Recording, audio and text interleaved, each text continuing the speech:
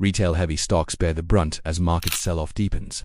India's broader markets have come under sustained selling pressure, with mid-cap, small-cap and SME stocks witnessing their steepest monthly decline in nearly a year. Selling pressure in Indian stocks has been sharper in retail-dominated segments than in large caps, with mid, small-cap and SME shares bearing the brunt of the decline. Since the start of the year, the BSE Midcap Index has fallen 5.8%, the Smallcap Index has declined 8.1%, and the SME IPO Index has dropped more than 10%, recording their steepest monthly fall in nearly 12 months. That compares with a 3.5% decline in the benchmark Sensex and Nifty indices.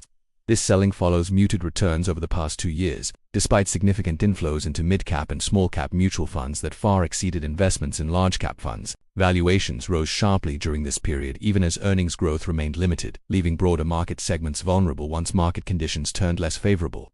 With the macroeconomic environment weakening and geopolitical risks increasing, valuations have begun to correct, triggering widespread derating across mid-cap, small-cap and SME stocks. Analysts said the sharp run-up in prices had stretched valuations well beyond earnings support, accelerating the sell-off once growth momentum slowed. Deepak Jasani, independent analyst, said that while stock prices have corrected, earnings growth has also weakened. He noted that a meaningful recovery would depend on an improvement in earnings visibility across large-cap, mid-cap and small-cap companies. Until earnings growth strengthens, earnings per share expansion is expected to remain muted, limiting the scope for valuation re-rating. Market participants said investor rotation has further intensified the decline. As quality stocks in larger companies became available at more reasonable valuations, investors exited SME, small-cap and mid-cap stocks and shifted funds toward larger mid-caps and large-cap names. SMEs, which had earlier commanded premium valuations due to strong earnings growth, saw profit booking accelerate as liquidity moved toward relatively safer and more liquid segments. Siddharth Bomra, head of research at Asset C Meta Investment Intermediates, said the valuation gap between mid-cap and large-cap stocks had become excessively stretched and is now undergoing realignment. He added that weak index performance has increased redemption pressure, as a large portion of investor money remains concentrated in these segments. According to Bomra, selling by domestic mutual funds has added to the underperformance of mid-cap and small-cap stocks, a trend he expects to persist for some time. He noted that most inflows into these segments came through mutual funds and that muted returns have begun testing investor patience. He pointed out that the Nifty has delivered no returns on a 2-year SIP basis, while the 3-year aggregate return stands at around 10%. In comparison, small-cap investments continue to remain in the negative zone, increasing the risk of further redemptions as corrections deepen. Analysts said investors who have continued SIPs in mid-cap funds over the past 3 years have seen little or no capital appreciation, prompting reassessment of asset allocation.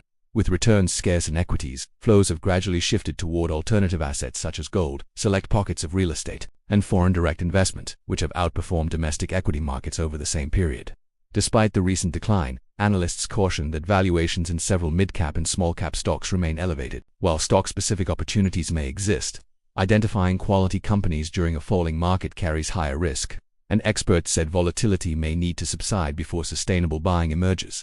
However, some market participants believe the correction may offer selective entry opportunities. Ambrish Baliga, independent research analyst, said the current phase does not indicate a bear market. While markets could decline slightly further, identifying an exact bottom is difficult. Given the scale of the correction, he said broader markets appear oversold at current levels. Baliga added that retail investors with available cash may consider staggered buying during the correction, though many retail participants may not currently be holding surplus funds.